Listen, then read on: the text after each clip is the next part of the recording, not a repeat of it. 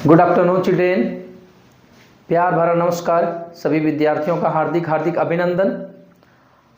आइए बच्चों, अब हम संसाधन एवं विकास चैप्टर का पार्ट 5 देखेंगे, है ना, भाग 5। अब आपने देखा होगा इससे पहले पार्ट 1, 2, 3 और 4 आपके सामने गया है, आपके बीच मेरा वीडियो गया है इस चैप्टर का। अब इसमें हम लोग जो बात करेंगे संसाधन एवं विकास को आगे बढ़ाते हुए हम लोग बात करेंगे भूमि उपयोग का, है ना। संसाधन एवं विकास चैप्टर में आगे बढ़ाते हुए हम बात करेंगे किसका? भूमि उपयोग का। आप देखेंगे कि भू संसाधनों का उपयोग निम्नलिखित उद्देश्यों से किया जाता है। हमारे देश में भू संसाधन एक अति महत्वपूर्ण संसाधन है।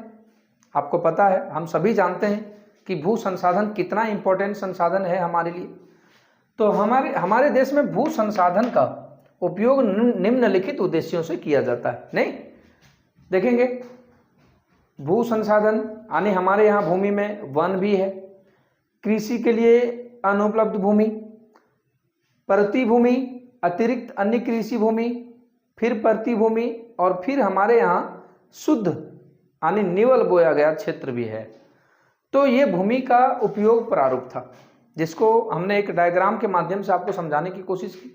तो ये हमारे देश में भूमि उपयोग, भू संसाधनों का प्रमुख उपयोग था। अब इसको डिटेल से हम लोग समझेंगे तो हम लोग ये देखेंगे कि भारत में भू उपयोग प्रारूप, है ना, भारत में भू उपयोग प्रारूप, भारत में भू उपयोग प्रारूप। यहां पर देखेंगे कि भूमि उपयोग को प्रभावित करने वाले दो कारक होते हैं। नहीं, भूमि उपयोग को प्रभावित करने वाले कितने कारक होते हैं मेरे बच्चों? दो कारक होते हैं। आइए जानते हैं वो दो कारक कौन कौन होगा। भूमि उपयोग प्रभावित करने वाले दो प्रमुख कारक कौन कौन होते हैं? तो एक होता है भौतिक कारक और दूसरा होता है मानवीय कारक, है ना। एक होता है भौतिक कारक और दूसरा होता है मानवीय कारक। बोला जनसंख्या घनत्व, प्रौद्योगिकी, क्षमता, संस्कृति और परंपरा, है ना। अब देखेंगे कि भौतिक कारक में कौन कौन से कारक आ गए। तो भौतिक कारक में आ गया भू आकृति, आ गया जलवायु और आ गया मृदा के प्रकार। अब बोल रहा है मानवीय कारक में क्या क्या आ गया। तो आप देखेंगे जनसंख्या घनत्व, प्रौद्योगिकी, क्षमता, संस्कृति और परंपरा। तो भौतिक कारक और मानवीय कारक जो हुआ वो भूमि उपयोग को प्रभावित करने वाले कारक हुए, वो भूमि उपयोग को प्रभावित करने वाले कारक हो गए, है ना। अब हम लोग देखेंगे आगे की कहानी बढ़ाते हुए ये देखेंगे कि भारत का कुल भौगोलिक एरिया कितना है। तो भारत का कुल भौगोलिक एरिया आपको पता होगा मेरे बच्चों 32,87,263 वर्ग किलोमीटर। दैट मीन्स अगर शॉर्ट में बोला जाए तो 32.8 लाख वर्ग किलोमीटर एरिया।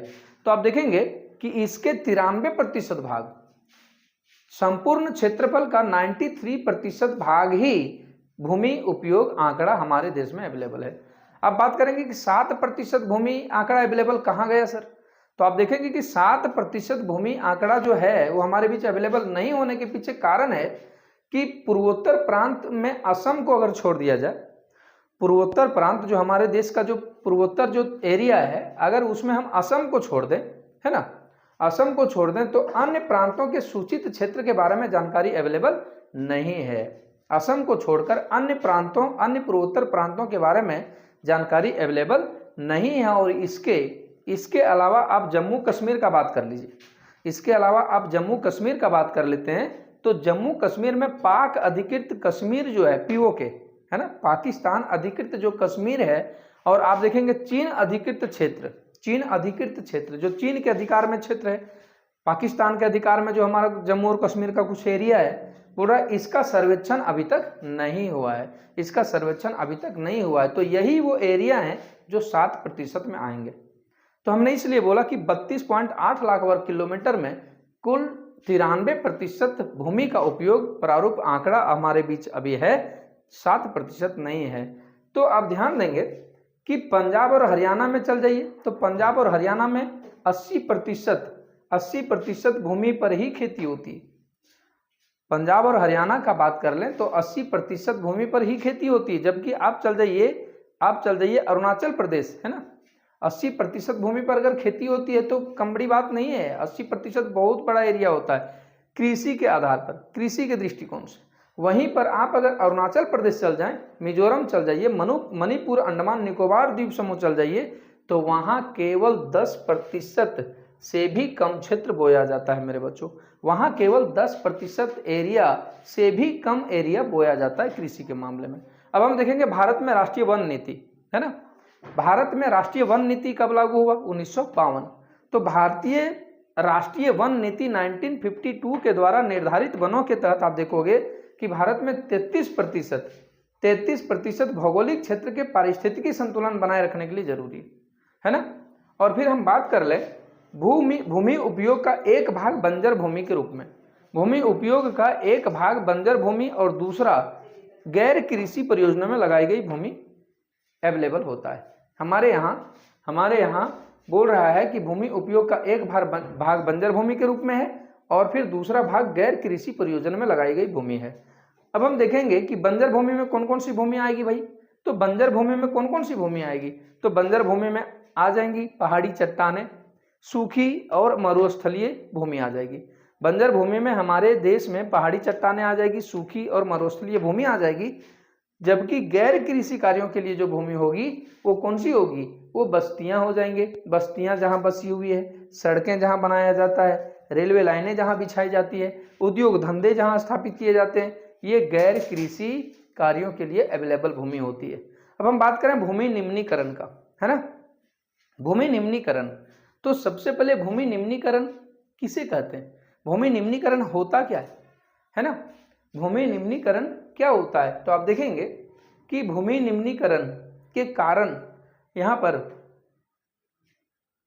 सबसे पहले हम जानेंगे कि भूमि निम्नीकरण क्या होता है। तो पेड़ पौधों तथा फसलों की वृद्धि के लिए आवश्यक प्राकृतिक पोषक तत्वों की कमी होना भूमि निम्नीकरण कहलाता है। नहीं, बोल रहा है कि पेड़ पौधों तथा फसलों की वृद्धि के लिए आवश्यक प्राकृतिक पोषक तत्वों की कमी होना क्या कहलाता है? भूमि निम्नीकरण।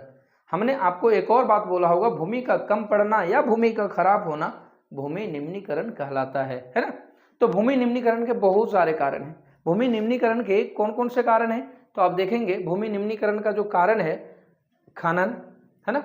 आप देखेंगे खनन, अत्यधिक सिंचाई, वृक्षों की अधिक कटाई, दैट मीन्स वनोन्मूलन। फिर आप देखेंगे अति पशुचारण, देखेंगे मृदा अपरदन, औद्योगिक जल निकासी। ये हमारे देश में मृदा निम्नीकरण या भूमि निम्नीकरण के कारण है। अब हम लोग देखेंगे, अब हम लोग क्या देखेंगे कि मिट्टी इसको कैसे कम किया जा सकता है ना। इसको कम कैसे किया जा सकता है? भूमि निम्नीकरण के संरक्षण के उपाय, भूमि निम्नीकरण संरक्षण के उपाय। तो कौन कौन से उपाय करके हम भूमि निम्नीकरण का संरक्षण कर सकते हैं? तो हम पहला जो उपाय करेंगे वो क्या करेंगे? अधिक मात्रा में पेड़ों को लगाकर, अधिक मात्रा में वृक्षों को लगाकर, है ना, अधिक मात्रा में वृक्षों को लगाकर। दूसरा उपयुक्त चारागाह व्यवस्थित करके, उपयुक्त चारागाह व्यवस्थित करके। तीसरा पशुचारण नियंत्रण, है ना। हम जो यत्र तत्र पशुओं को चराया जाता है हमारे देश में भाई, उसमें कंट्रोल करके हम कर सकते हैं, पशुचारण नियंत्रण करके कर सकते हैं। चौथा रासायन उर्वरक का कम मात्रा में प्रयोग करके किया जा सकता है। हम जब अधिक सिंचाई करते हैं तो क्या करते हैं कि अधिक मात्रा में रासायन और उर्वरक का प्रयोग करते हैं, जिसके कारण मिट्टी खराब होती। तो ये, और फिर हमने बोला कि क्षितिज समानांतर कृषि, सीढ़ीदार खेती जैसी पद्धति अपनाना चाहिए। इन सारे तरीकों को अपना करके भूमि निम्नीकरण संरक्षण किया जा सकता है ना। अब हम लोग आइए देखेंगे भू संरक्षण के कुछ उपाय देखेंगे, और भू संरक्षण में हम लोग उसके बाद हम देखेंगे मृदा संसाधन। भू संरक्षण का उपाय हमने देख लिया, अब क्या देखेंगे? मृदा संसाधन। मृदा संसाधन की कहानी देखेंगे। तो मृदा संसाधन किसे कहते हैं? मृदा बहुत बेहतरीन संसाधन हमारे लिए। मृदा ना हो तो भाई हम निश्चित रूप से 84 लाख प्राणी जीवित नहीं रह सकेगा, है ना। तो मृदा संसाधन, मृदा निर्माण के मुख्य कारक देखेंगे। मृदा जो मुख्य संसाधन है, मुख्य नवीकरणीय योग्य संसाधन है, पूरा इसका निर्माण कैसे होता है? तो मृदा निर्माण के मुख्य कारक कौन कौन है? कौन कौन कारकों के द्वारा मृदा निर्माण होता है? तो आप देखेंगे इसमें जो कारक भूमिका निभाते हैं उसमें सबसे पहला कारक होगा उच्चावच। क्या होगा? उच्चावच। दूसरा होगा जनक शैल, है ना, जनक शैल अथवा संस्तर शैल। तीसरा होगा जलवायु हो जाएगा मेरे बच्चों, तीसरा होगा जलवायु, और चौथा हो जाएगा वनस्पति और अन्य जैव पदार्थ, और पांचवा जो होता है वो समय हो जाता है। तो मृदा निर्माण के ये सारे कारक थे, ये सारे कारक मिल के मृदा का निर्माण करते हैं, है ना। ये सारे कारक मिल करके मृदा का क्या करते हैं, निर्माण करते हैं। अब हम बात कर लें कि मृदा सबसे इंपॉर्टेंट नवीकरणीय योग्य संसाधन होता है। मृदा सबसे इंपॉर्टेंट नवीकरणीय योग्य संसाधन होता है नहीं, तो कुछ सेंटीमीटर गहरी मृदा बनने में आप देखोगे कि कुछ ही सेंटीमीटर गहरी मृदा बनने में कितना समय लग जाता है, लगभग लाखों वर्ष लग जाते हैं, है ना।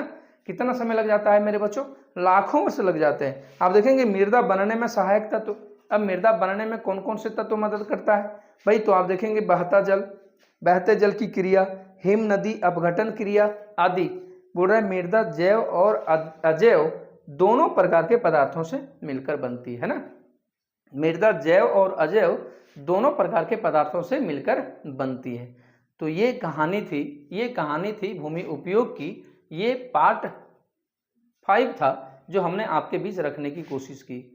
संसाधन एवं विकास चैप्टर के तहत जितनी भी बातें हमने किया है, ये तमाम बातें आपके लिए बहुत ही बहुमूल्य साबित होने वाला है मेरे बच्चों। तो हमारे संपूर्ण भारतवर्ष के विद्यार्थियों के लिए, चाहे किसी भी बोर्ड का विद्यार्थी हो, MP, UP, बिहार, झारखंड, छत्तीसगढ़, तमाम बोर्ड के बच्चों के लिए ये बहुत बेहतरीन जानकारी है। कक्षा 10वीं के खास करके विद्यार्थियों के लिए। तो मैं अब यहाँ से मैं आपको ये कहूँगा कि हमारे चैनल को सब्सक्राइब करें, शेयर करें वीडियो को, और फिर जाते जाते मैं कहूँगा जय हिंद, वंदे मातरम।